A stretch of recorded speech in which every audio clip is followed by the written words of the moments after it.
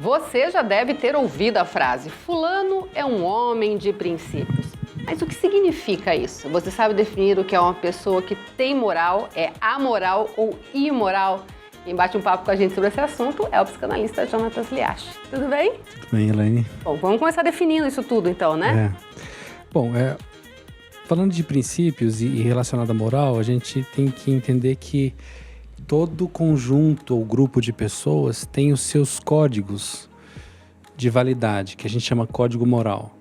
Então, tem as leis que determinam o que pode, o que não pode, o que deve, o que não deve, mas tem os princípios, aquelas coisas mais subjetivas do ponto de vista humano, em que a gente entende isso não é legal fazer, independente de lei.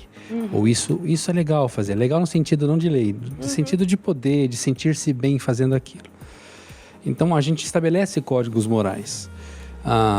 Nós não andamos pelados na sociedade. Os índios podem fazer isso porque o código moral deles lhes permite, mas o nosso código moral não nos permite fazer isso. Então, existe uma espécie de codificamento da sociedade para a gente sentir-se bem e ajustados uns aos outros, sem ofender. Então, existe esse moral. Então, existe um código moral e eu me adequo a ele. Quando eu me adapto, aceito esse código, então eu sou moral. Eu sou um ser moral, ajustado a essa moralidade. Se eu não me adequo e obrigatoriamente, intencionalmente não faço ou não respeito esse código, então eu sou imoral. Eu sou contra essa moral e não faço essa moral. Já o amoral é aquele que não tem condições de respeitar esse mesmo código.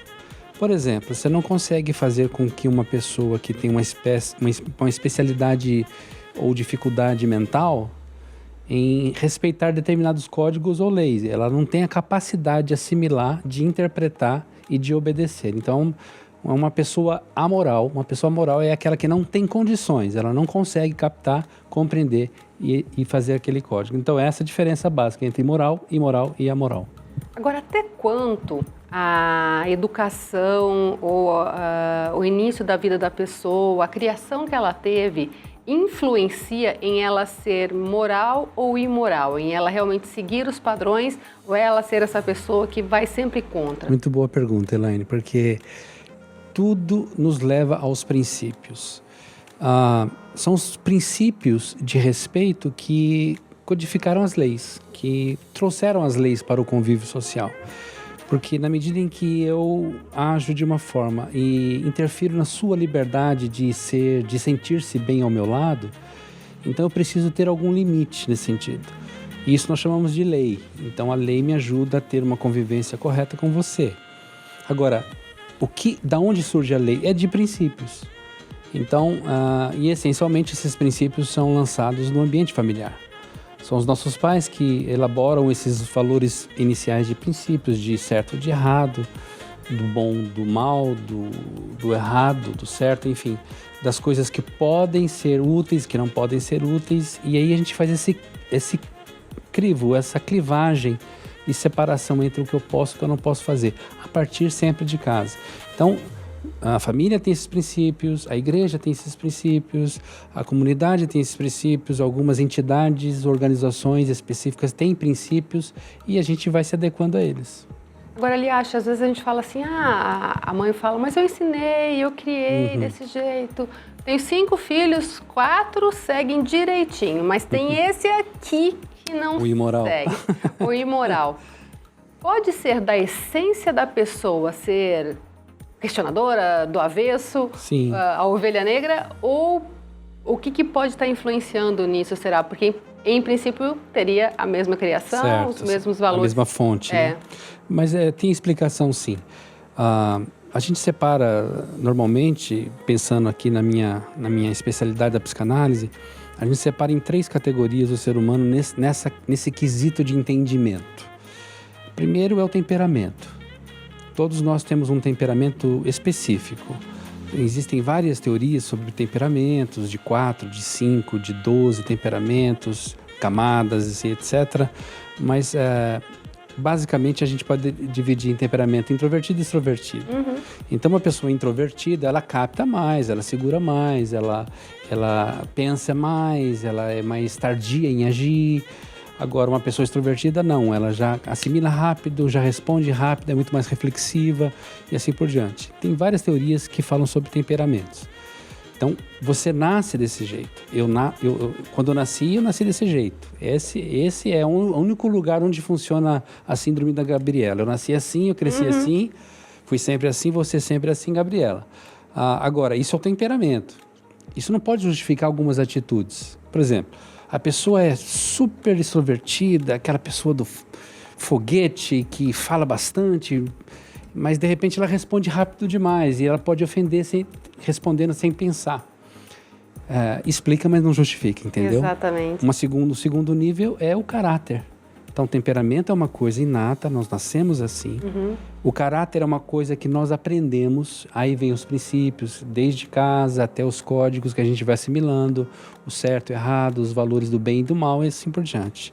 E isso gera o caráter, forma o nosso caráter, nossa maneira de pensarmos sobre a vida. E por último, a personalidade. Então, o temperamento, o caráter e a personalidade. O que é a personalidade? A personalidade é a maneira como nós nos portamos diante da sociedade. A maneira como eu sou, como eu me revelo. Porque eu posso pensar de um jeito e diante de um certo ambiente eu vou agir de outra forma em benefício ou em nome do bem comum. Certo? Mais ou menos assim. Você pode se vestir bem à vontade na sua casa, mas num fórum, num determinado lugar, você tem que ir a caráter, com uma roupa específica. Então, essa apresentação social é a nossa personalidade. Temperamento, caráter e personalidade. Agora, pode acontecer, por exemplo, de eu sei que aquilo é o correto, eu sei que aquilo é o princípio, mas eu busco formas de me auto-enganar para poder justificar alguma coisa. Por exemplo, roubar é errado. Mas aí eu digo, não, mas é que eu tô com tanta vontade de ter aquela caneta, eu quero tanto aquela caneta, e eu acabo roubando, meio que mentindo para mim mesma e tentando passar por cima disso. Isso acontece o tempo todo. Esse conflito, a gente acha que pode usar aquela ilustração do professor Mário Sérgio Cortella, no que diz respeito àquilo que o fazer humano. Então, eu tenho 3 níveis também. Hoje eu estou só falando 3 coisas, Regrinha né? de 3. Regrinha de 3. É o que eu desejo, o que eu quero, o que eu posso e o que eu devo fazer. O problema é que nem sempre o que eu quero, o que eu desejo, é o que eu posso. E nem sempre o que eu posso fazer é aquilo que eu devo fazer. E também, por último, nem sempre aquilo que eu devo fazer é aquilo que eu desejo fazer. Então, quando a gente consegue fechar esse ciclo adequadamente, uma hora um ou outro vai sair perdendo. Então, às vezes eu preciso fazer algo que eu não desejo. Então, eu devo fazer. Faço em nome de algum bem comum, mas eu não desejava fazer. Às vezes eu quero fazer algo e passo por cima de uma outra pessoa que talvez ali perto de mim não ache correto fazer aquilo. Então aí eu posso ou não posso? Posso porque me sinto livre ou não posso porque não quero ofender? Então essa postura de equilíbrio sempre vai ser o adequado para a gente estabelecer quais são os nossos princípios.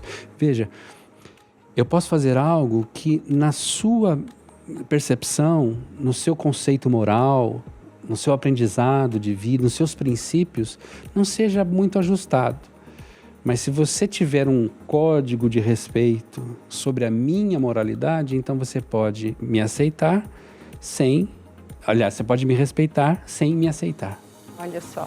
Entende? É um longo caminho. É um longo caminho de aprendizado. Obrigada mais uma vez. Imagina, eu que agradeço.